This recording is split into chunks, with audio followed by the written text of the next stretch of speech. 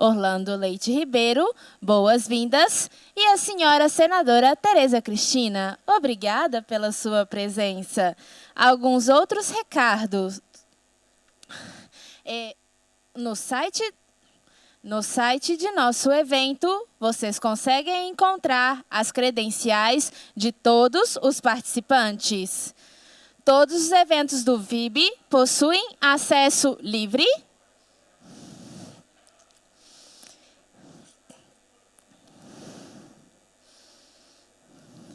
Por favor, permaneçam em seus lugares para o próximo painel. O café estará disponível durante todo o tempo.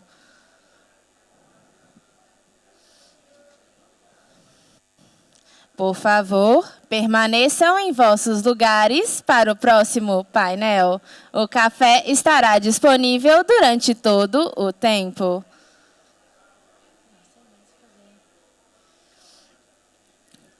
Para o próximo painel, chamo, por favor, a moderadora, a doutora Cristina Manzano, o senhor Borja Atsuara, o senhor Lafayette de Andrada, o senhor André Scheib, que está como comentarista ao lado da nossa moderadora, o senhor Ney Belo, como comentarista ao lado de nossa moderadora, e o senhor Ingo Sarlé, que também compõe o nosso painel.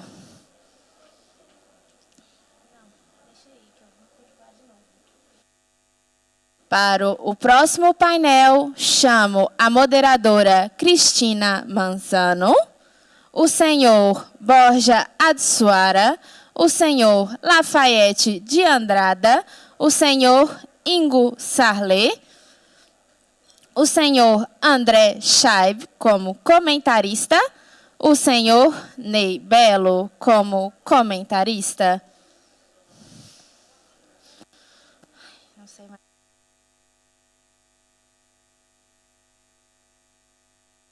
E para também compor o painel, o senhor Ingo Sarlé, ao lado dos debatedores.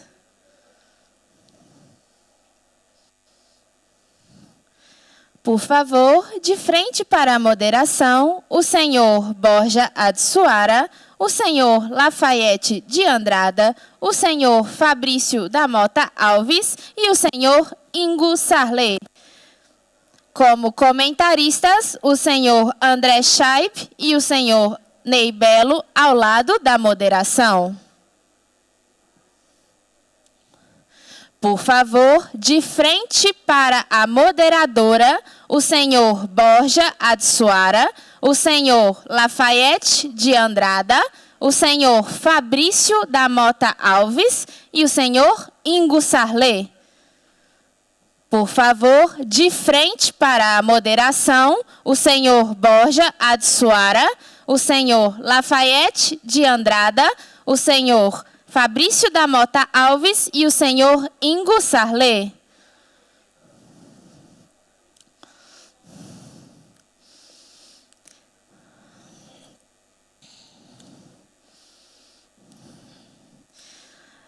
Ao lado da moderação, encontramos o senhor André Scheib e o senhor Ney Belo.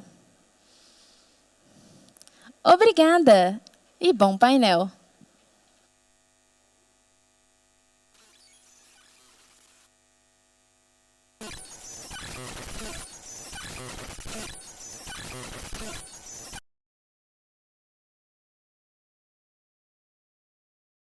Precisamos acompanhar passo a passo a evolução dessas novas tecnologias. A inteligência artificial não pode tornar-se monopólio de poucos países e poucas empresas. Não pode também constituir-se em terreno fértil para discursos de ódio e desinformação, além de causar desemprego e reforçar vieses de raça e gênero que atenuam as injustiças e discriminações. O Brasil vai promover a interação do G20 com o painel de alto nível criado pelo secretário-geral da ONU para apoiar a discussão sobre o Pacto Digital Global. Esperamos, com isso, contribuir para uma governança efetiva e multilateral em inteligência artificial e que incorpore planejamento de interesse do Sul global. Buenos días a todos e a todas, bom dia. Bom dia a todos. É um grande prazer estar aqui com vocês. Eu sou Cristina Mansano, diretora de Relações Externas da CEGIB, mas antes eu tive outra vida. Eu estava chefiando uma publicação de relações internacionais, em que esses temas eram fundamentais. Também são essenciais para a CEGIB.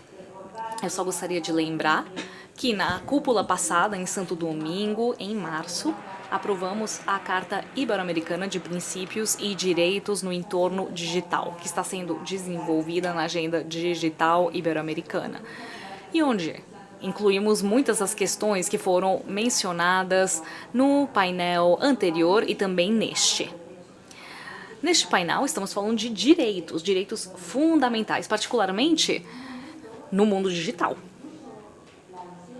Um momento em que até a noção de direitos humanos está sendo questionada em muitos lugares do mundo. Então eu gostaria de começar perguntando aos nossos participantes, e eu também gostaria comentar aqui entre todos que isto aqui é uma conversa. Então eu vou lançar as perguntas, eu peço respostas breves e a liberdade de poder reagir ao que os outros palestrantes falem. Eu acho que pode ser melhor, podemos mencionar mais temas e consideramos que a abrangência do tema só vai nos permitir não entrar em detalhe. Então eu gostaria de começar a definir o que são direitos fundamentais. Quais são esses direitos?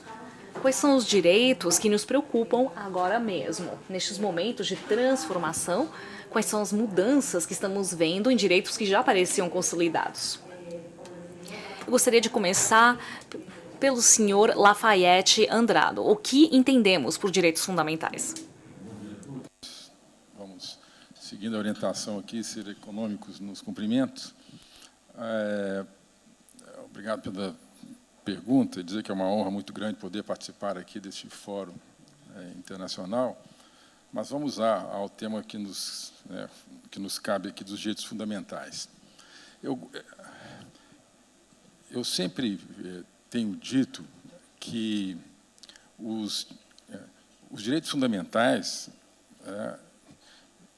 eles já existiam antes da era digital.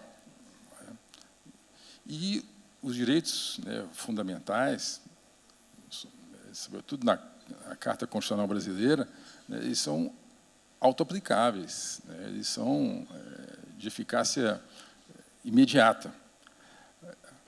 E, assim, todas as normas, e esse aqui é o ponto, todas as normas regulatórias da internet como um todo, precisam estar, de maneira coerente, subordinadas a esse conjunto de direitos fundamentais e direito constitucional.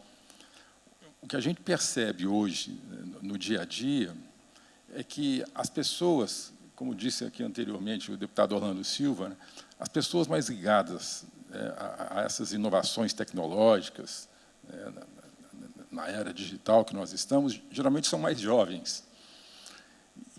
E aí, me parece que, muito concentrados nas inovações tecnológicas e tentando regular essas inovações, esquecem, muitas vezes, dos fundamentos do direito, da teoria geral do direito, dos direitos fundamentais, dos princípios, porque surgem ideias a cada momento e, muitas vezes, que não estão conectadas com os direitos fundamentais. Isso é que é o que me parece. Existe um arcabouço jurídico independente de estarmos dentro da internet ou não.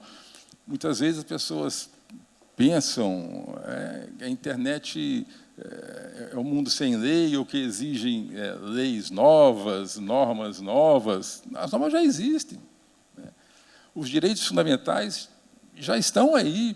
Eles precisam ser respeitados. Não precisamos de novas normas. Como disse o senador Eduardo Gomes aqui na palestra anterior, não existem leis novas para crimes novos. Os direitos estão aí. O direito constitucional, eu falo sempre muito do direito constitucional, é a base do sistema. Toda a regulação precisa estar dentro desse sistema.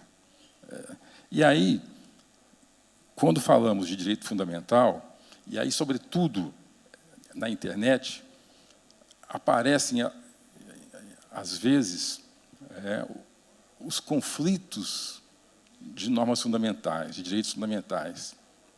Porque, diferente das normas infraconstitucionais, os princípios, os direitos fundamentais, muitas vezes convivem, e, às vezes, direitos antagônicos. E falo especificamente do mundo da internet, né, a liberdade de expressão, que é um direito fundamental, mas o direito à honra, o direito à intimidade também é outro direito fundamental. E aí eles se colidem. E fazer o quê? É a ponderação dos princípios, a ponderação dos direitos fundamentais em cada caso concreto. Em cada caso concreto, vamos ver qual o peso maior que o bom senso dá para esse direito fundamental ou para aquele. Cada caso de acordo com a realidade concreta. Então, para encerrar aqui essa minha primeira fala e dar oportunidade aos demais dizerem, é que não podemos esquecer duas coisas que são fundamentais. A primeira delas, as leis já estão aí, os princípios já existem, né? A doutrina já existe, os direitos fundamentais já estão aí para serem seguidos, os direitos constitucionais já estão aí, não tem novidades. O mundo da internet tem que se inserir nesse arcabouço legal que já existe. E essa é que me parece que deve ser a premissa que deve presidir toda e qualquer regulação da internet ou dos meios digitais. Essas são as minhas palavras iniciais. Muito obrigado. Gracias. Los derechos efectivamente están ahí, pero el Os uso... direitos estão aqui, mas e a utilização e a aplicação, a evolução dos direitos mudou de forma exponencial com a tecnologia. Eu gostaria de perguntar ao senhor, à direita, há alguns anos não estávamos preocupados com os dados, pelo menos quando avaliávamos os direitos. Então, qual o papel que tem os dados? Opa, desculpa. Eu tinha a foto ao avesso. Especial aqui ao FIB pelo convite, que muito me honra, aos demais painelistas, a nossa moderadora, os nossos comentaristas, e, portanto, também vou ser breve, seguindo aqui o protocolo, né, que o José Roberto Afonso, né, tinha colocado desde o início. Então, com relação à pergunta que me foi feita, também já pegando aqui o gancho, né, do Dr. Lafayette, em primeiro lugar, acho que essa questão está ligada a um ponto que foi mencionado pelo Dr. Orlando Silva, nosso deputado Orlando Silva, no final, nas suas já intervenções no debate, né, que foi a questão da inovação. Né?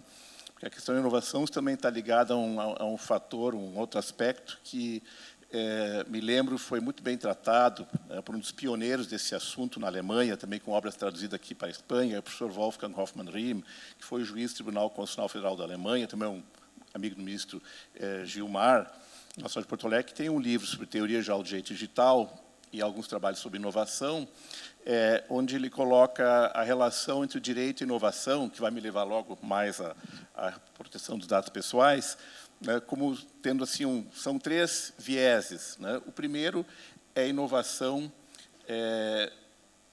pelo direito. O direito como um instrumento que, obviamente, pode fomentar e proteger os processos de inovação. Né? Um segundo aspecto é a inovação versus o direito. Né? A inovação, evidentemente, que pode levar a tecnologias que impactam, né, obviamente, o exercício, a proteção dos direitos de uma forma negativa, né? Implicam em restrições, limitações aos direitos.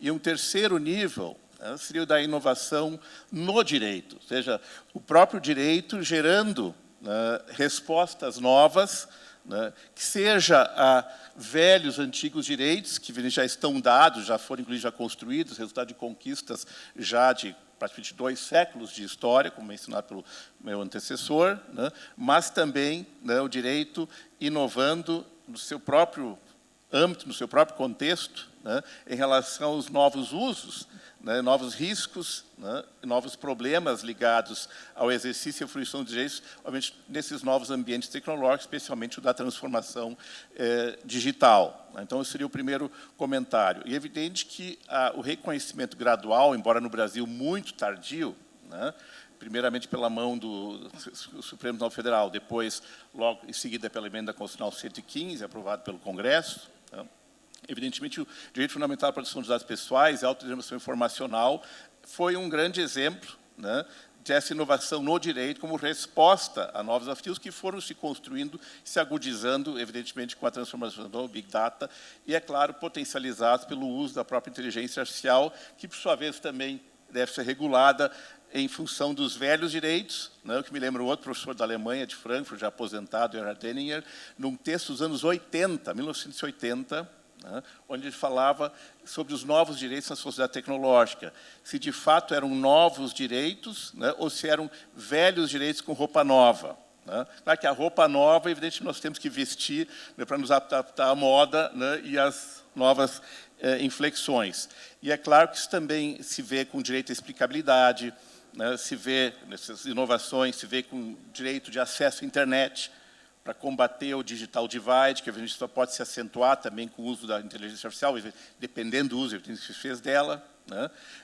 Também se vê em relação ao direito à confidencialidade, né, dos sistemas de informação, ou seja, são diversas respostas nesse nível de inovação no direito para que a inovação, né, seja em prol do direito e não contra o direito e os direitos. Claro, e a proteção de dados pessoais, evidentemente, e todos esses direitos compreendidos num contexto multinível, né, também já trabalhado muito pelo professor Paco Balaguer, professor Francisco Balaguer, que já foi referido antes, né, um grande parceiro nosso, aí também do IDP e da PUC do Rio Grande do Sul, né, e, é claro, isso numa dimensão, digamos assim, cooperativa e transnacional.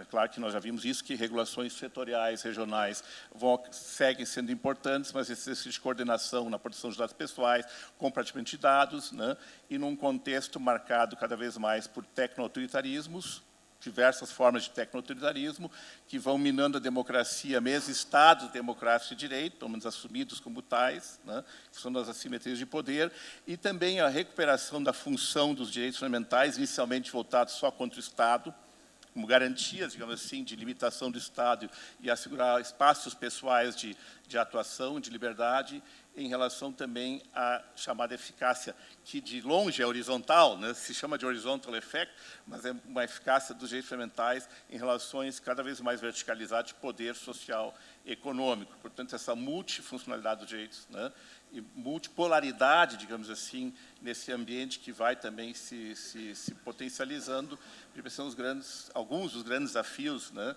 que nós temos aqui, já estamos enfrentando e temos que enfrentar. Também espero que breve o suficiente, né, nessa minha primeira manifestação. Muchas gracias. Precisamente uma das... Muito obrigada. Precisamente uma das novidades no conceito dos dados e do seu direito é a mercantilização. Eu estava falando do poder econômico e como ele influencia aí.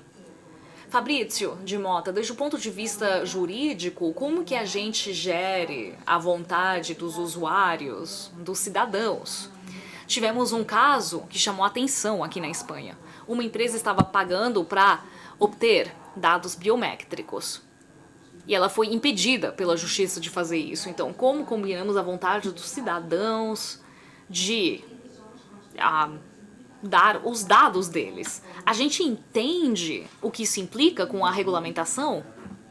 Extremamente pertinente, também cumprindo o protocolo, sendo bastante sintético na nominata. Eu penso que nós, até mesmo antes de enfrentar propriamente o questionamento, nós temos que observar, a partir inclusive das falas que me antecederam, inclusive o deputado Lafayette, o senador Eduardo Gomes, nós estamos no momento da evolução histórica da humanidade em que ainda podemos falar de digital. O que eu quero dizer com isso? Faz sentido, hoje, nesse momento em que estamos, usar um adjetivo dessa natureza. Por quê? Porque estamos num momento de transição entre momentos, do analógico para o digital. Mas as tecnologias, elas têm uma característica muito interessante, que elas se forçam a deixarem de serem lembradas. Nós não falamos mais de televisão como tecnologia, de telecomunicação como tecnologia. Elas são de tal forma absorvidas no nosso cotidiano que nós simplesmente ignoramos a sua essência. Passamos simplesmente a utilizá-las como aquilo a que elas se prestam, como instrumentos. Elas estão ali para facilitarem ao nosso comportamento, a nossa vida como pessoas humanas. O digital ainda se faz presente, podemos ainda utilizar essa ambivalência entre o analógico e o digital, mas, em algum momento, falar sobre direitos humanos digitais, direitos fundamentais digitais, falar sobre um Estado digital, um governo digital, comportamento digital, em algum momento, talvez isso não seja mais tão relevante, porque toda manifestação humana tenderá a ser permeada pelo ambiente digital, ou ambiente das tecnologias de comunicação e informação. Por sinal, nós já estamos migrando, inclusive, pelo aspecto cultural, até mesmo de comunicação, não falamos mais tanto em tecnologias da informação e comunicação, estamos agora usando mais a nomenclatura digital. Eu observo, por exemplo, a evolução dos ordenamentos jurídicos internacionais e nacionais. No Brasil, por exemplo, a nossa Constituição Federal passou a incorporar, em 2 únicas passagens, desde a sua promulgação, o termo digital. Nós já temos o termo digital consagrado expressamente no texto constitucional. Ou seja, essa evolução cultural ela se faz cada vez mais presente, mas eu penso que, em algum momento, ela deverá ser, de tal forma, desprezada, ao ponto que nós tenhamos que discutir simplesmente como garantir os direitos humanos e os direitos fundamentais em qualquer circunstância, e elas serão necessariamente em uma influência do ambiente digital. E, nesse contexto, é bastante pertinente a provocação que foi feita, porque a própria visão que se deva ter em relação a esses aspectos precisa partir das premissas corretas. Ou seja, estamos falando de tecnologias como instrumento, mas o insumo desse instrumento, quando nós falamos em informação, o insumo é basicamente o dado. Esse talvez seja o elemento mais relevante do debate.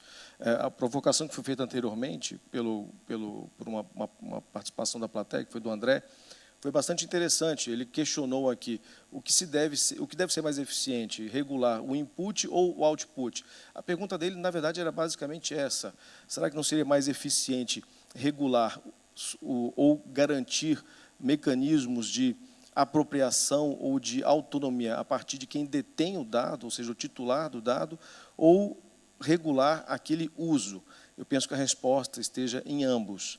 Temos que garantir ao titular direitos mínimos em relação à sua própria essência, à sua própria personalidade, como também garantir àquele que explora essa informação, a partir da perspectiva de uso responsável e consequencial. Ou seja, os dados estão aí para serem utilizados, mas, se de fato o forem, quais devem ser não somente as obrigações que incidem sobre essa exploração da informação, mas também as consequências em relação a isso. Talvez esse o ponto essencial que permeia desde o debate sobre privacidade e proteção de dados, até mesmo o uso deliberado de informações, que não somente aquelas atreladas ao dado pessoal. Estamos falando também de informação que vai muito além do dado vinculado à pessoa humana, ao titular. Então, nesse aspecto, a discussão sobre regulação de novas tecnologias, regulação da inteligência artificial, regulação do uso de mecanismos tecnológicos quaisquer, eles devem estar permeados por uma visão de eventual risco a quem? A pessoa humana. Risco ao titular do dado, risco ao titular dos direitos. E talvez esse seja o ponto principal. Observarmos as consequências da tecnologia pela perspectiva do titular dos direitos, e não somente do titular dos dados. Porque, na medida em que nós tenhamos a visão sobre o direito, essa visão pode absorver a essencialidade que a informação concretiza na formação da pessoa humana. Então, penso que seja esse o caminho mais relevante em torno desse debate. Direitos que já foi mencionado, um dos pilares da democracia é a liberdade de expressão. Hoje estamos comemorando o Dia Internacional da Liberdade de Imprensa. E também os repórteres sem fronteiras publicam o seu relatório. Não surpreende que estamos voltando atrás, dando um passo atrás, quanto à liberdade de imprensa. Obviamente, a penetração e a força de fatores quanto à desinformação tem um papel central nisso. Borja, é possível controlar essa desinformação nas sociedades democráticas, onde encontramos o equilíbrio já mencionado entre a liberdade de expressão e o controle dessas forças que querem lutar contra ela. Invitación a participar en este encuentro. La verdad que he tenido que hacer un pequeño esfuerzo. Obrigado pelo convite. Eu tive que fazer um pequeno esforço para vir, mas valeu a pena. Em primeiro lugar, como todos sabem, em Madrid nestes dias é feriado. A minha mulher foi para a praia e eu fiquei aqui. Então, né? Olhem o esforço. Em segundo lugar, eu tenho tendinite no tornozelo, para mim é difícil andar. Então, não é o melhor momento para enfrentar a canarinha, né? Pentacampeões. Mas eu espero que a gente tenha uma vingança para poder disputar a Copa no Brasil. Para aqueles que não me conhecem, porque quase todo o público, ou pelo menos os palestrantes, são brasileiros. Eu sou professor de filosofia do direito na Universidade Complutense, mas também na Universidade Digital, né? Uma novidade aqui, filósofo do direito na internet, mas tem muito a ver. E no meu passado, não só a Cristina tem um passado, mas eu fui consultor parlamentar, eu trabalhei em várias administrações e desde mais do que 30 anos atrás eu trabalhei no direito digital. Eu participei em todas as leis de direito digital na Espanha.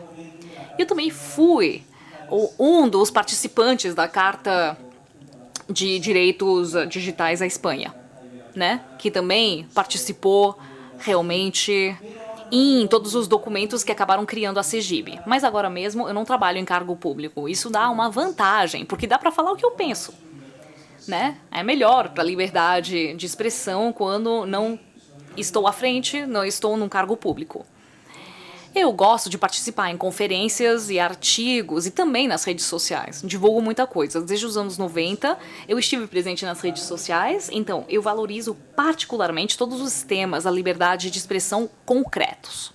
Porque muitas vezes, os filósofos do direito, acadêmicos, legisladores, nós falamos os direitos fundamentais como se fossem teoria. Mas eu gosto de chegar ao prático, concreto, da experiência dos cidadãos. E eu acho que nas redes sociais é onde melhor podemos defender a liberdade de informação. E nesse sentido, como a Cristina falou, nós estamos ultimamente sendo testemunhas de problemas da liberdade de expressão e liberdade de informação. Desde a Rússia, em que o Putin, se ele não concordar com alguma coisa que alguém disser, joga na cadeia. Porque ele fala o que é verdade. E o resto é tudo mentira, desinformação. Então é uma traição à pátria, então vai pra cadeia. Mas também vimos isso nos Estados Unidos, com fatos alternativos, em que já não existe um problema de poder provar a verdade, porque mesmo que você prove, as pessoas preferem ficar com a verdade deles, devido a vieses ideológicos. Então temos mais um problema de ideologia que de tecnologia. Também vimos isso na Europa. Porque para lutar contra a propaganda e desinformação, a Comissão Europeia, creio eu, está caindo no mesmo. Porque estamos fechando contas ou meios pró-russas nas redes sociais. E, juridicamente, isso não está bem fundamentado. Então, a gente pode criticar as ações russas ou chinesas, porque nós defendemos as liberdades fundamentais. Mas a gente não pode só cortar a liberdade de expressão. Isso é perigoso, porque no final a gente fica na mesma altura que os governos autoritários que estamos criticando. Até na Espanha estamos, para aqueles que seguem o debate político interno, estamos assistindo a uma acusação geral sobre a desinformação e muitos meios, até a justiça em si, se opõem a certas informações que são críticas com o governo. Entre todos agora, então, estamos pensando, a gente acusa os outros de desinformação? Isso não pode ser um ato de desinformação? Porque no final é muito fácil acusar os outros, é a mesma coisa que o Putin faz. A gente acusa de desinformação por ficar longe da verdade oficial, então é delicado. Quem determina o que é a verdade, o que é informação, o que é mentira? Mentira no sentido de querer enganar. Não estou falando de uma informação não exata, isso acontece todo dia. Né? Na Constituição Espanhola, defendemos a verdade realmente, não falácia, certo? Ou seja, informações construídas sabendo que vão enganar, sabendo que é falsa. Às vezes, a gente pode ter a tentação de decidir o que é desinformação. Se o governo fizer isso, se a gente der o poder ao governo, vai falar que qualquer informação criticando o governo é desinformação, é lógico. Então, se a gente der esse poder às redes sociais, vão fazer uma censura por motivos comerciais, em que os propagandistas não têm interesse que a propaganda apareça perto de certos conteúdos. Então, vão censurar informações inadequadas segundo as redes sociais. Enquanto na Constituição Espanhola, na Carta de Direitos Fundamentais da União Europeia, o que está proibido, o único limite da liberdade de informação e de expressão é a lei. Não é se for inadequado de mau gosto, não, é se for ilegal. Em qualquer Estado de Direito, e custou 25 séculos chegar ao Estado de Direito que temos, quem decide o que é legal ou ilegal não são as redes sociais nem o governo, são os juízes. Tudo que for nos separar do critério de legalidade e tudo o que for criticar, deslegitimar o poder judiciário, vai nos levar à barbárie. Pode ser um poder autoritário decidindo o que é verdade, o que é desinformação, ou pode ser nas redes sociais, os novos senhores feudais digitais, aqueles que decidam o que é a verdade. Eu fico muito preocupado com o tema. Para concluir, na Lei de Serviços da Sociedade de Informação, Lei de Serviços Digitais, europeia, existe uma regulamentação das plataformas digitais, em particular os conteúdos. Antes do regulamento de inteligência artificial, existia uma lei sobre algoritmos para moderar os conteúdos. E falamos moderar porque sempre falamos de moderação, que é a censura. Mas é quase mais perigoso a recomendação, que criam aqui uma câmara de eco, o echo chamber. E, no final, o que aconteceu nos Estados Unidos? Se você alimenta a pessoa só com certas informações, no final você acaba bombardeando ela com certas informações, particularmente informações de discurso de ódio contra outros partidos. Você está criando um problema social. Existia uma primeira regulamentação, porém existe um perigo. Que a Lei de Serviços Digitais Europeia permita à Comissão Europeia e aos governos nacionais sancionar com até 6% do faturamento global mundial uma plataforma, já que essa plataforma não está lutando contra a desinformação. Mas voltamos. O que é desinformação? O que o governo falar que é desinformação?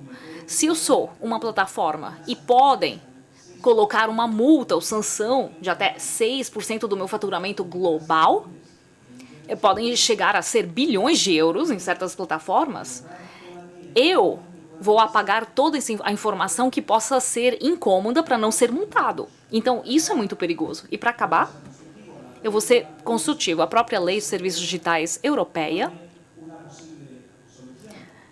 coloca uma possível solução: criar organismos independentes setoriais com especialistas em informação, jornalistas, juristas, especialistas em direito da informação, que sejam aqueles que revisem as decisões de censura das plataformas digitais.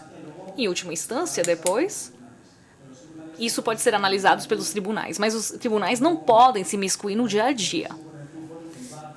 É como estar no bar do futebol, quando o árbitro toma uma decisão e pode ser revisada. Se a gente não fizer que os organismos independentes de profissionais possam revisar as decisões das plataformas, vamos estar entre 3 censuras. A censura direta das plataformas, a censura indireta dos governos, que vão fazer pressão às plataformas, ameaçando elas com até 6% do faturamento, com multas significativas e a pior de todas, a censura dos próprios cidadãos.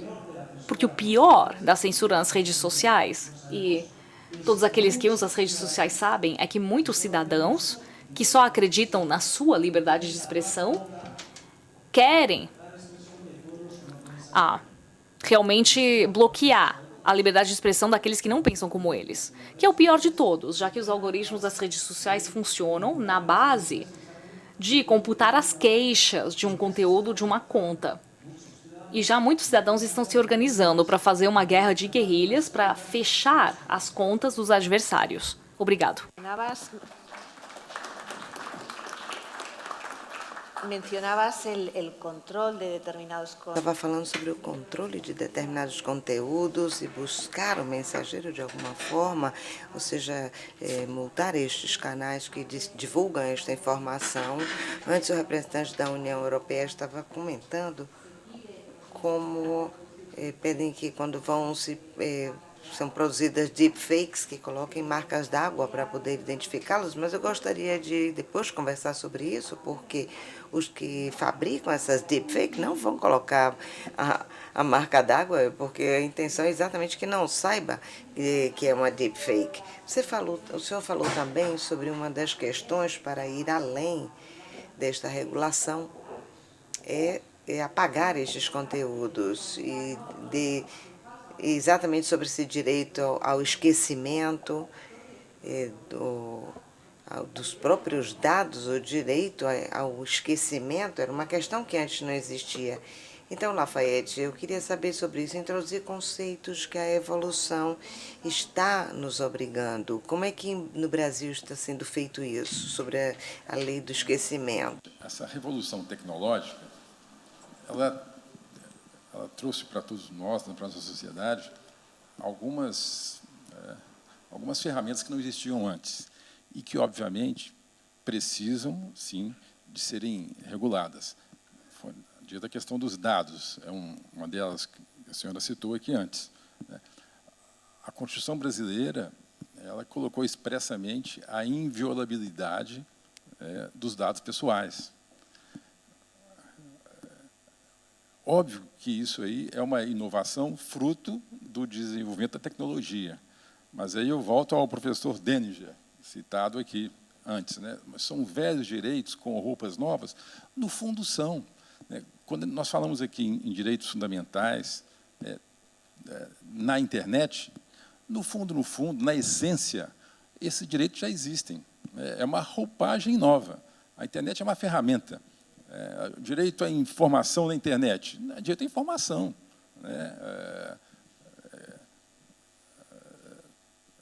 A impossibilidade da censura na internet, a impossibilidade da censura. A liberdade de expressão existe, não é na internet. Então, eu volto a insistir que os direitos fundamentais, que é a base aqui do nosso diálogo, é o velho direito. Os princípios eles já existem. Eles precisam ser apenas adequados a essas novas ferramentas tecnológicas, ou melhor, as novas ferramentas tecnológicas precisam se adequar aos princípios que já existem. E aí existe aí a dicotomia, a velha luta, a liberdade de expressão contra a censura. Mas a hora que eu quero proteger os dados, eu quero proteger a minha honra, proteger a minha privacidade, eu estou cometendo censura, eu estou invadindo a liberdade de expressão, voltamos à velha teoria geral dos princípios, da ponderação de direitos fundamentais. Em cada caso concreto, o que nós vamos valorar mais? A liberdade de expressão, naquele caso concreto, vale mais do que o direito à honra? Mas é uma figura pública. Se é uma figura pública, obviamente que o direito à intimidade que ele tem é reduzido em relação a uma pessoa não pública, porque espera-se uma conduta de um agente público, e Então, é necessário você se informar ou mesmo divulgar sobre a conduta deles. E aí, a liberdade de expressão ficou mais elástica e diminuímos o direito à privacidade. Então, em cada caso concreto, é preciso avaliar, fazer essa ponderação, né, dos direitos fundamentais. E aí, voltando aí à questão dos dados, eu quero trazer aqui rapidamente. A Constituição brasileira, lá no capítulo lá das garantias fundamentais, ela trouxe expressamente, eu vou ler aqui, é inviolável o sigilo da correspondência, das comunicações e dos dados. E depois foi acrescentado, é assegurado nos termos da lei o direito à proteção dos dados pessoais. Ou seja, a proteção dos dados é, sim, um direito fundamental. E aí é a velha luta agora com as plataformas, com essas chamadas Big Techs, que utilizam esses dados, que são nossos, e os dados que transferem para lá e para cá, né? Como é que esses dados vão ser utilizados? Precisamos, sim, regular tudo isso. Temos a Lei Geral de Proteção de Dados, mas tudo, volto a insistir, temos que obedecer e assentar nos velhos princípios, nos velhos direitos fundamentais que já existem. Eu insisto sempre muito nisso. Muitas vezes pensam que temos que criar novos direitos para a internet. Não, temos que regular, sim, novas tecnologias, novas ferramentas, mas sempre obedecendo aqueles velhos princípios do direito, que são a estrutura do direito, que é a estrutura da sociedade. Isso não muda na internet ou fora dela. Esse que é o ponto que eu sempre insisto. Muito obrigado. Ha trabajado em... Alan, você trabalhou no impacto da inteligência artificial na justiça, no sistema jurídico. E falando de direito, eu queria saber como é que podemos garantir os direitos para todas as pessoas com uma inteligência artificial que nós já sabemos, porque muitas pesquisas apontam isso, que tem um viés, está comprometida por questões de raça, de religião. Como é que podemos fazer que a justiça que a inteligência artificial utiliza, e comentamos isso anteriormente também, como é que podemos garantir que esta igualdade de direitos seja respeitada, apesar desta visão comprometida, preconceituosa, parcial? Ela deve partir de algumas premissas e de compreensões. Acho que a primeira delas é entender a necessidade de se regular. Acho que esse é o primeiro ponto que me parece que, ao menos no mundo e no Brasil também incluído nesse ambiente, já superou a visão sobre a necessidade ou não de se criar uma regulação específica sobre essa tecnologia. A Câmara dos Deputados já aprovou um projeto de lei, ou seja, já houve uma declaração de ordem constitucional, política e democrática, no sentido de que é necessário regular essa tecnologia. O Senado Federal agora enfrenta o debate e o que se pensa hoje não é mais a necessidade ou não de regular, é como se deve regular.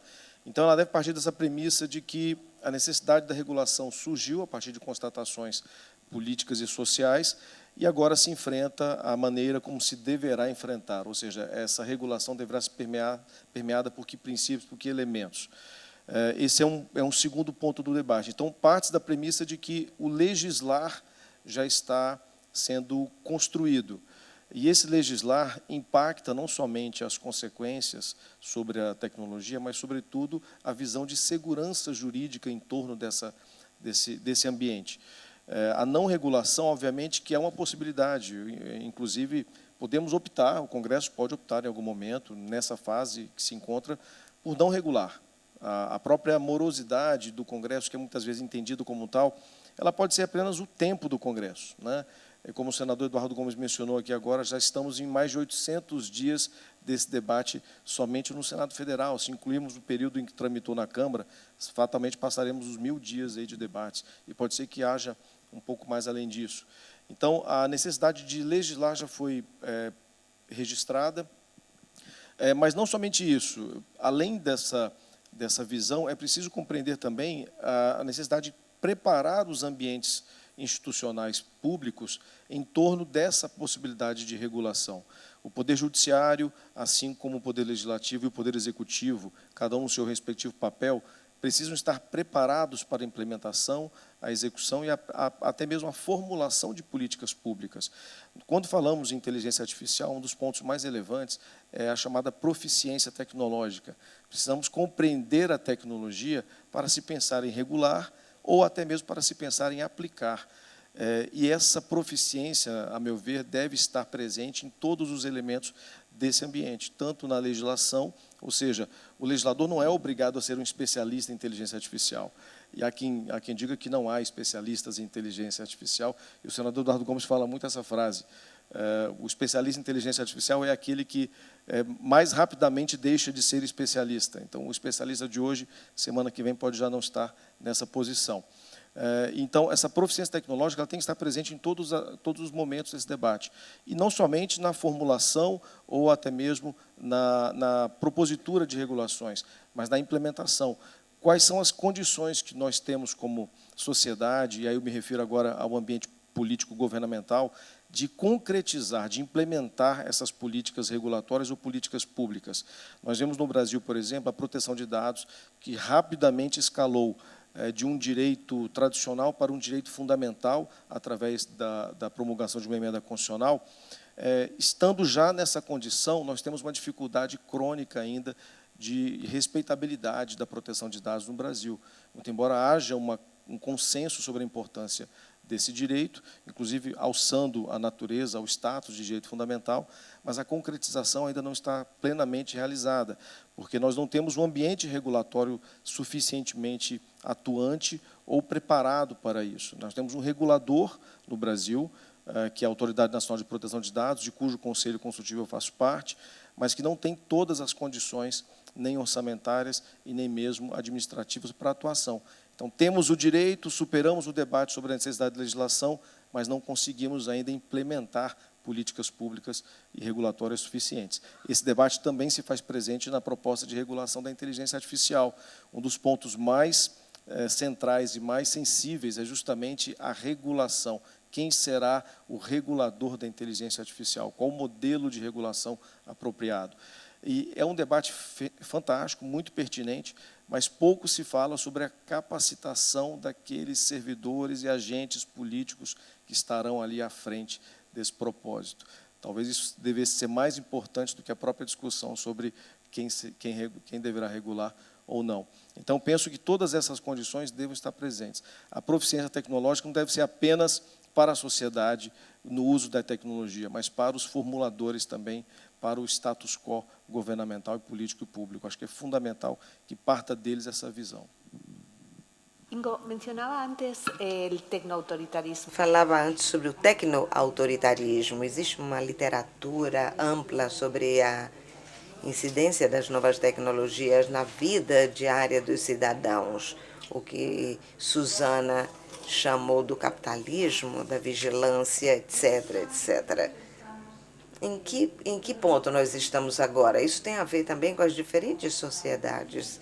Aparentemente, existem sociedades, principalmente na Ásia, que tendem a deixar que o governo controle a vida deles, que supervisione a vida de cada cidadão, mas nas sociedades ocidentais parece que existe uma rejeição a este tipo de modelo. Por outro lado, vemos que aumenta a demanda deste controle, pensando em ter mais segurança. Como é que está sendo feito este debate sobre ceder nossa liberdade em troca de maior segurança? Estou pensando em momentos críticos na Europa, por questões de terrorismo, por exemplo. Isso aconteceu e vemos isso no dia a dia, com o aumento da insegurança no Brasil, na América Latina, a insegurança pública. Então, como é que nós podemos discutir essa questão? Na verdade, estava também tentado a fazer um rápido comentário às intervenções dos colegas, e também a pergunta anterior sobre o direito ao ouvido, né? Mas há uma conexão entre os temas, me parece evidente também, né? Porque que o chamado direito ao ouvido, a proteção de dados pessoais, o direito à proteção da integridade e confidencialidade dos sistemas informacionais, são também direitos voltados justamente à contenção desses elementos tecno-autoritários numa sociedade democrática. Claro que corremos aqui o risco de que o antídoto, que sempre é obtido pelo veneno, possa eventualmente causar mais dano que o próprio veneno, que foi referido antes pelo colega.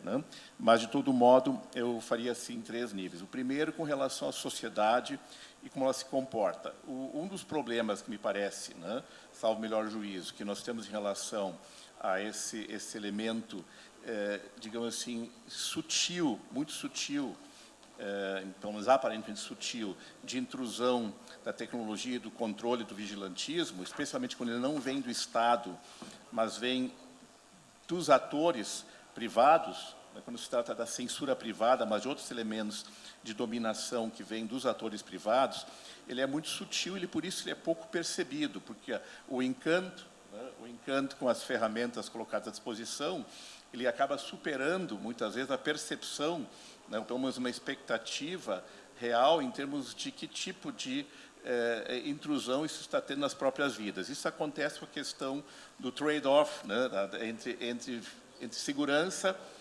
pessoal e pública e, evidentemente, também as liberdades fundamentais, os direitos fundamentais, que, evidentemente, também são protegidos via direito à segurança. O Daniel Solove, que é um grande autor americano nessa área da privacy, ele tem um livro interessante sobre the false trade-off between privacy and security.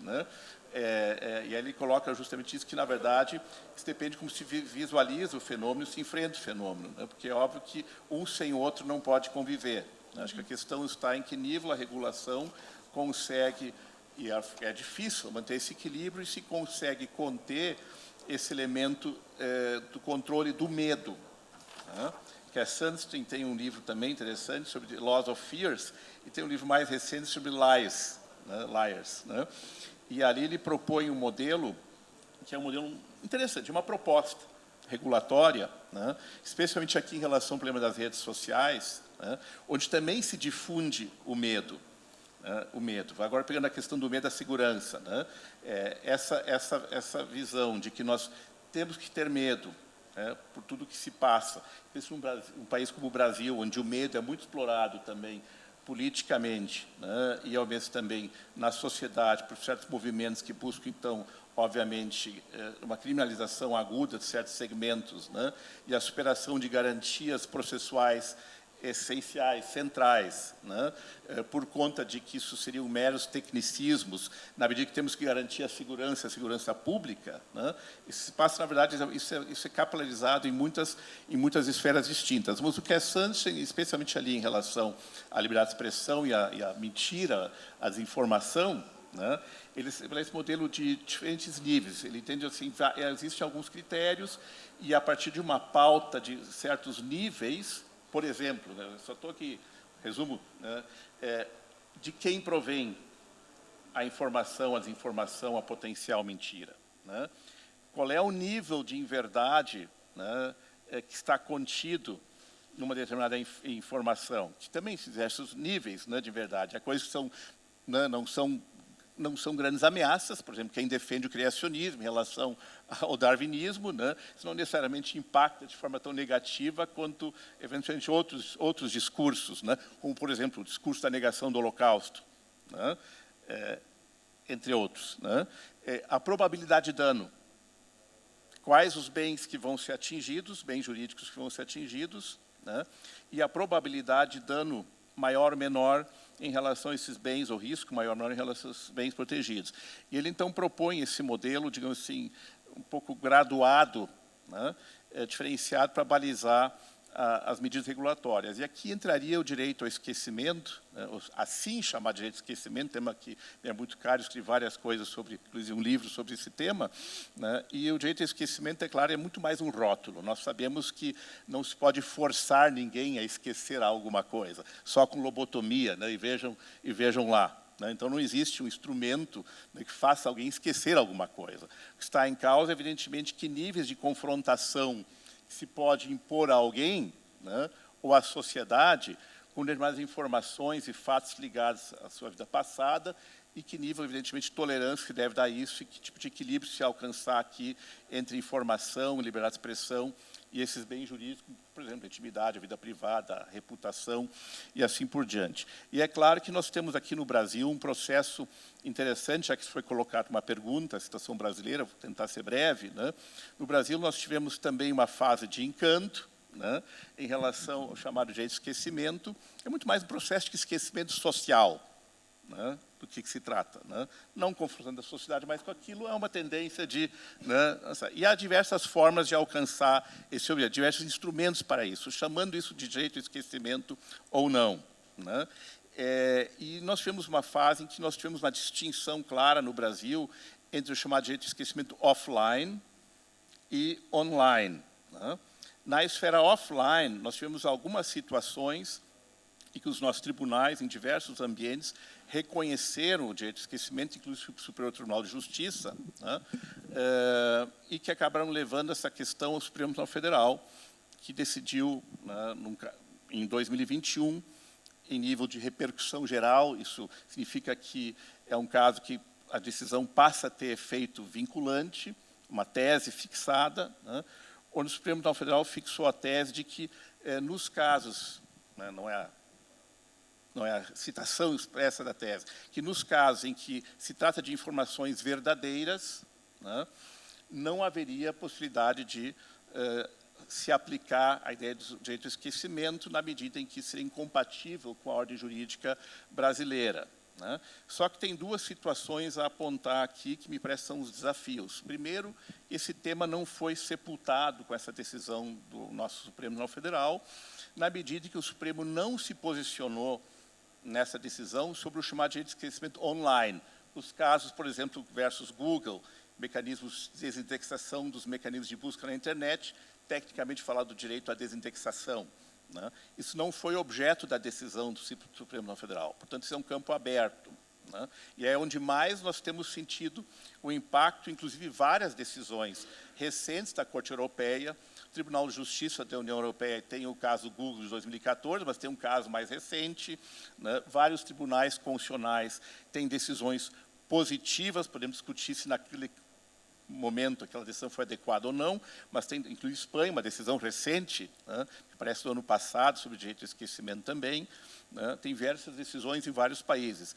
E aí nós temos que esse campo está aberto no Brasil. E segundo, né, se o direito ao esquecimento impedisse, ou precisamos ao rótulo, se a regulação impedisse, né, ao impedir informações verdadeiras serem publicadas ou difundidas até certo ponto, né, fosse inconstitucional ou violasse a Convenção Americana ou na Europa, a Europeia de Direitos, a Lei Geral de Proteção de Dados seria inconstitucional, na medida em que prevê o direito à exclusão de dados pessoais, né, que são dados verdadeiros. O nosso Código de Defesa do Consumidor brasileiro, desde 1990, seria inconstitucional quando veda que se mantenha nos cadastros de devedores os dados dos devedores por mais de 5 anos. A nossa lei de execuções penais e o nosso Código de Processo Penal seriam inconstitucionais na medida em que vedam que informações verdadeiras sobre os antecedentes sejam divulgadas. O nosso Estatuto da Criança e do Adolescente seria inconstitucional na medida em que veda que fotografias, imagens, dados, inclusive sobre vida pregressa de adolescentes infratores, sejam publicados, são dados verdadeiros, né? Então, me parece que, porque em todos os votos, e o ministro Gilmar Mendes foi um dos protagonistas, uma posição que eu reputo muito saudável, intermediária, né? Tem que, no caso concreto, há que ver quais são os direitos em causa e, eventualmente, estabelecer um balanceamento. Então, eu diria, esse é o estado da arte, né, no Brasil, da discussão sobre o direito ao esquecimento, que ainda se encontra muito em aberto, até porque há uma tendência no mundo de se, ainda que com granum salis, reconhecer esse direito. Eu diria assim, são instrumentos também que podem ser acessados para enfrentamento dessa dimensão tecno-autoritária. Eu já me estendi muito, né, mas eu não queria deixar de aproveitar já que o direito de esquecimento foi tocado, estava inclusive no material, né, de divulgação do evento, então achei que eu me senti autorizado a fazê-lo. Perdão. Retomo la cuestión del miedo, para continuar com Borja. Falar da questão do medo, para falar com Mérgio, Suzy Alegre, uma pesquisadora britânica, publicou há alguns meses um livro que se chamava Liberdade de Pensamento. E tinha exatamente, tem a ver com o poder da rede, o poder da desinformação. Antes você comentou isso, estava nos levando a uma autocensura que nos leva a paralisar essa criação de novos pensamentos. Você acha que essa autocensura é maior? E é maior em determinados grupos. Por exemplo, a violência na rede é maior contra as mulheres jornalistas, políticas, é mais intensa contra grupos mais vulneráveis. Será que vamos chegar num ponto onde a autocensura seja a forma que você possa participar, pelo menos neste ambiente digital? Não vamos chegar, a gente já está. Eu estou nas redes sociais, como eu disse antes, desde os anos 90, porque parece que as redes sociais foram inventadas ontem, mas eu me lembro que minha primeira conexão com a internet foi através de um aplicativo que se chamava IRC Hispano, e através da qual eu podia falar com pessoas de todos os lugares do mundo, e aprendi o que sei de internet nos anos 90, e por isso me dediquei profissionalmente a isso, e não existia legislação para isso. Nos usuários, os que tinham certo prestígio, nós escolhíamos como administradores de canais. Eu fui administrador de vários canais de IRC, nós tínhamos uma netiqueta, naquela época se chamava assim, e isso tem a ver. Uma coisa é a liberdade de expressão, que tem a ver com o que você diz, e outra coisa é a netiqueta, que tem a ver com o que você diz. Moderação tem a ver com o modo, a forma como você diz as coisas no parlamento. Normalmente você pode falar sobre qualquer coisa, para dizer coisas duras ao governo, à oposição, mas se presta atenção a essa cortesia de como você expressar essas coisas. Existem diferentes formas de dizer coisas sem insultar. Então, acho que isso nós perdemos de vista, não só nas redes sociais, na televisão, nos debates públicos, só tem ataques pessoais. Então, o que quer que você diga, como você pode dizer uma idiotice como essa e tal. Então, como eu disse antes, eu disse que existem 3 censuras: a censura das redes sociais, a censura indireta dos governos ameaçando as redes sociais e a censura dos outros, que pode ser por motivos ideológicos ou do que julga que é politicamente correto. Mas a pior de todas é a autocensura. Eu já conheço muita gente que não fala no Twitter porque para evitar o linchamento na mídia.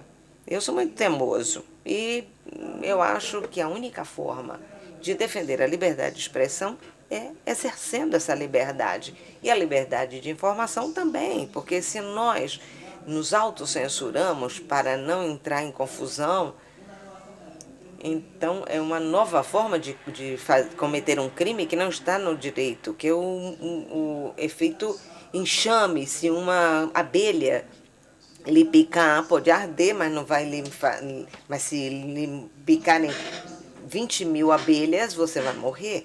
Então, não só é crime pela intimidade, quando se divulga um vídeo sexual de um terceiro ou uma terceira e a menina acaba se matando, se suicidando por isso, não faz só pela vergonha de sua intimidade exposta, mas é porque houve outros desgraçados que, ao invés de criticar a estes que divulgaram o vídeo, se tornam contra a vítima e com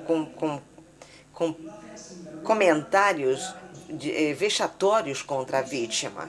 E isso, existe um capítulo em Black Mirror, que não sei se vocês viram, uma série que é uma série importante, que é como, no final das contas, eu não vou aqui fazer um spoiler da série, que como termina, é que todos os participantes das redes sociais, toda semana, votavam qual era o personagem mais odiado e matava este personagem.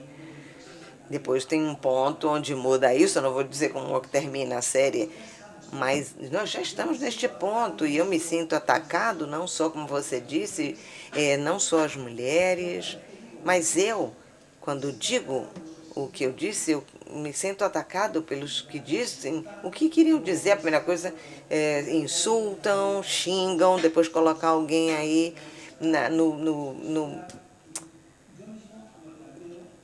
no centro, para que você, na berlinda, para que todos ataquem.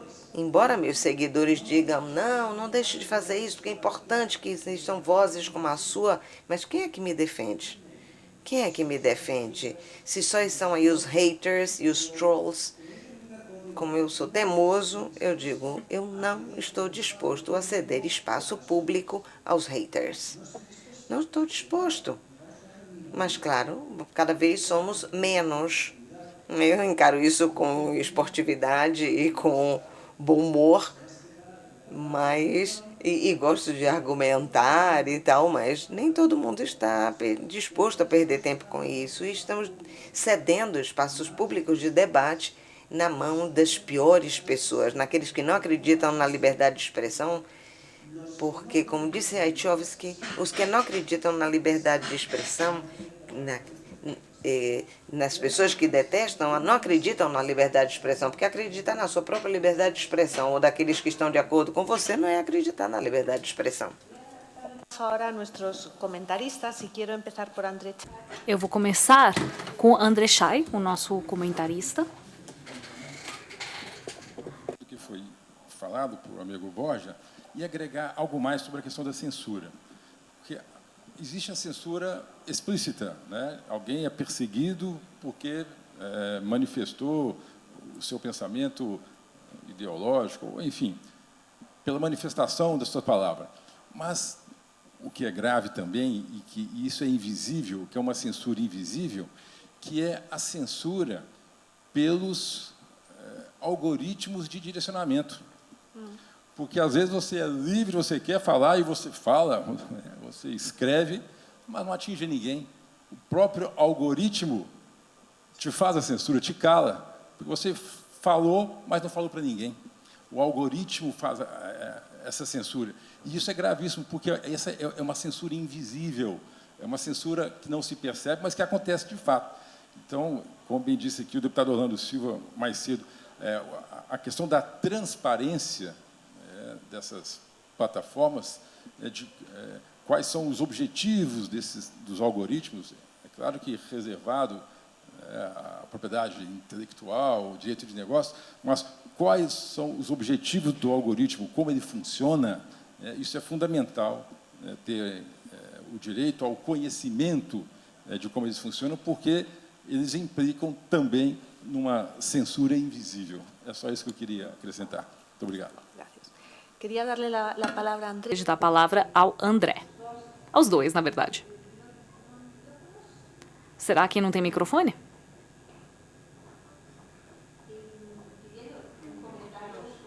Peço um comentário geral sobre o que ouviram. E também tem uma pergunta específica sobre essa questão da discriminação pelos vieses no uso da inteligência artificial.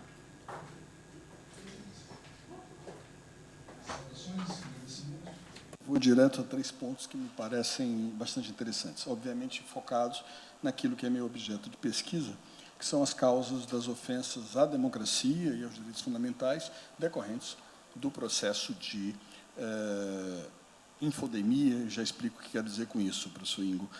Em primeiro lugar, me parece que um ponto de partida é bastante interessante, aquele que o Neil Postman mencionava, que é o negócio do divertimento. O que significava isso para ele?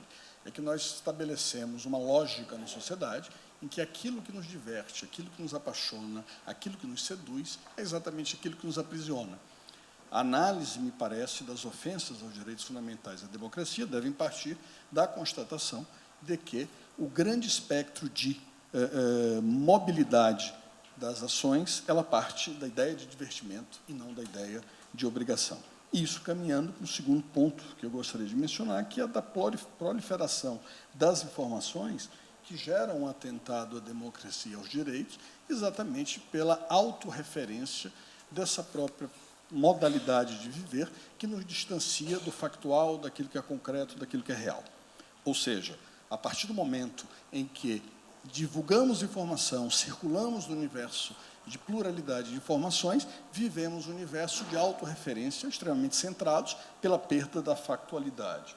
E, em terceiro lugar, a ideia do Robert Fuster, no sentido de que a efetividade, as paixões, a instantaneidade da informação faz com que ela seja guiada não pela racionalidade, mas seja guiada pela emotividade, pela emoção e pelas compreensões que são absolutamente autorreferenciadas.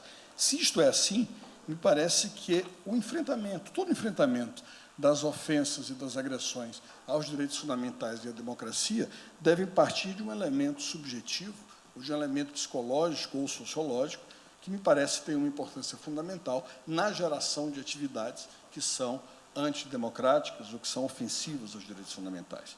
Portanto, a minha observação, e rápida, doutora, ela é vinculada a esse ponto. O que causa essa pleiade, esse conjunto de ofensas e agressões a uma paleta de direitos e a um Estado democrático que se fundamentou aí a partir do século XVIII. Isso quer levar à seguinte conclusão.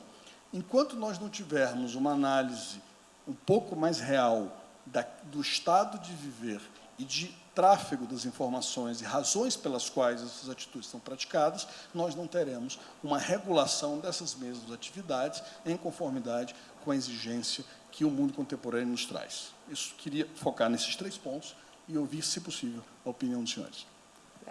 Gracias. Bom, eu vou ser também bastante curto. Eu acho que essa conversa é muito reveladora dos desafios e oportunidades que o universo digital apresenta para o exercício dos direitos fundamentais.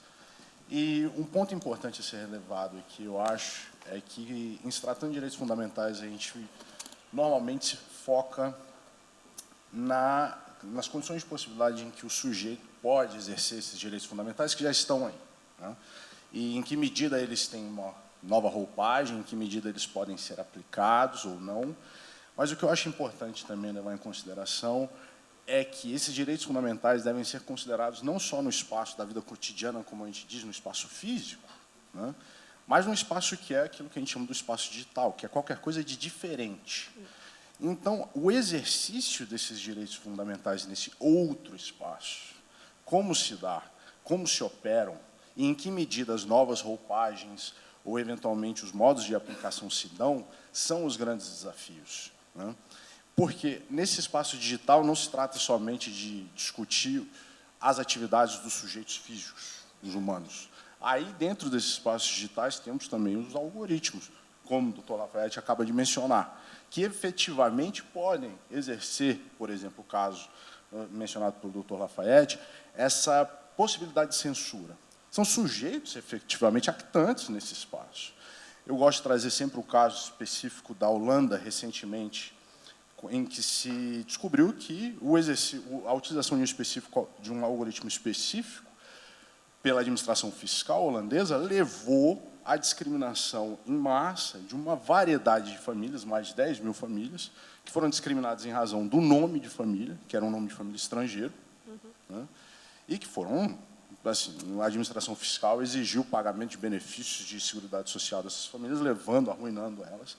Ou seja, o algoritmo, nesse espaço digital, ele exerce uma função tal que ele força a gente a repensar os modos em que esses direitos fundamentais efetivamente são aplicados, são considerados, e o modo como os diferentes sujeitos operam e se articulam nesse espaço. Eu gostaria também, para complementar o que o meu colega falou, de escutar um pouco, talvez, dos nossos palestrantes, né, o que eles acham dessa diferenciação, dessa coisa, da aplicação do que a gente chama dos velhos direitos fundamentais ou dos novos, nesse espaço que é novo, efetivamente. Pode comentar rapidamente, para ouvir a todos?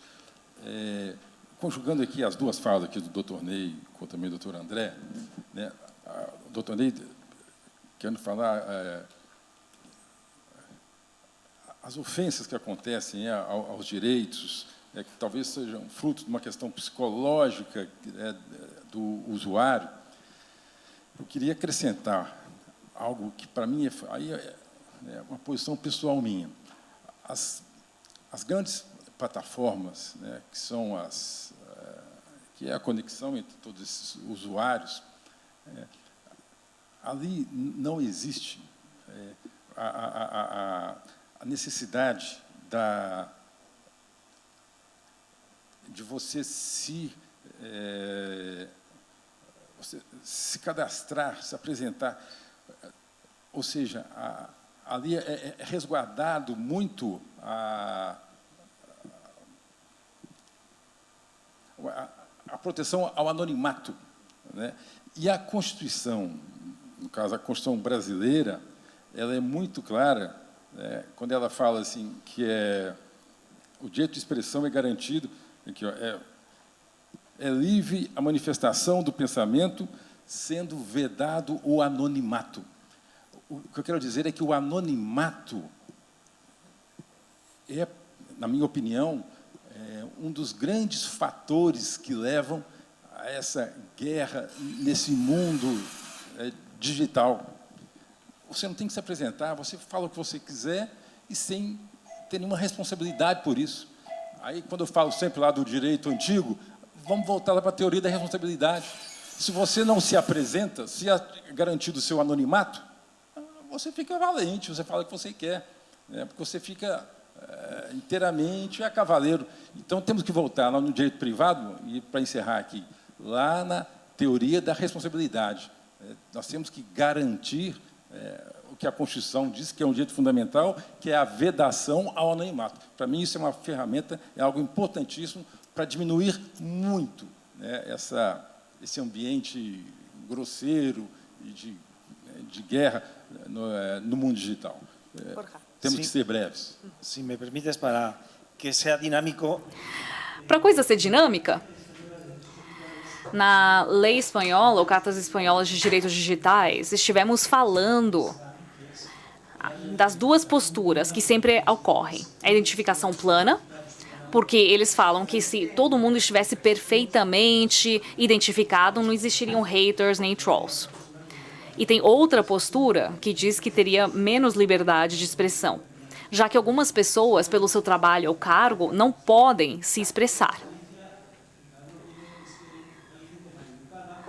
Por experiência própria, a gente vê que tem gente mal educada sendo anônimo ou não, e tem gente educada com ou sem anonimato. Então, eu falei do direito do pseudonimato, ou seja, usar um pseudônimo. Eu não inventei isso, né? Está na propriedade intelectual, a pseudonimização, mas eu não defendo a liberdade do anonimato. Outros estavam defendendo falando que anonimato real é impunidade, e eu também não concordo com eles. Atualmente, o Regulamento Europeu de Identificação Digital está trabalhando em possibilidades de que você possa se identificar na rede social, só que usando o pseudônimo. Então, você pode usar esse pseudônimo até que você cometeu um crime ou delito. Então, aí, o juiz pode levantar o véu para ver quem é que cometeu esse delito. E assim a gente não chega à impunidade. Eu já vou terminar a minha opinião quanto à pergunta. Eu acredito